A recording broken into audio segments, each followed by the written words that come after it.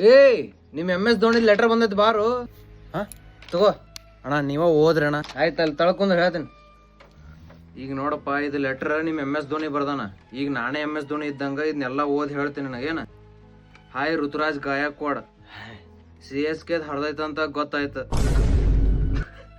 ನಾನು ಈ season batting practice ಮಾಡಾಕ ಬಂದಾಗನ CSK ಬೌಲರ್ಸ್ ಹಣೆ ಬಾರ ಗೊತ್ತಾಯ್ತು.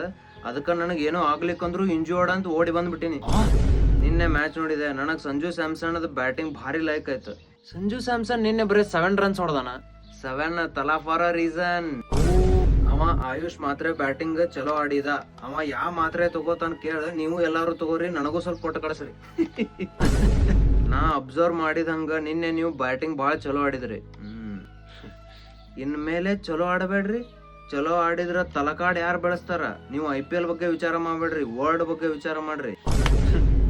ನೀವು CSK ದವ್ರ ಎಲ್ಲಾರು MS ಧೋನಿ ಏನಪ್ಪಾ ಮನ್ಯಾಗ ರೆಸ್ಟ್ ಮಾಡಕತ್ತನಂತ ತಿಳ್ಕೊಂಡಿರ್ಬೋದು. ಆದ್ರ ನಾ ರೆಸ್ಟ್ ಮಾಡಕತ್ತಿಲ್ಲ. ನಾ ಫುಲ್ ಮಾಸ್ಟರ್ ಮೈಂಡ್ ಅದೀನಿ. ಎಲ್ಲಾ ಟೀಮ್ಸ್ಗಳ ಬಗ್ಗೆ ಅರ್ಥ ಮಾಡ್ಕೊಳಕತ್ತೀನಿ. For example, RCB good team, SRH good batting, MI good bowling, Punjab good captaincy, CSK good night.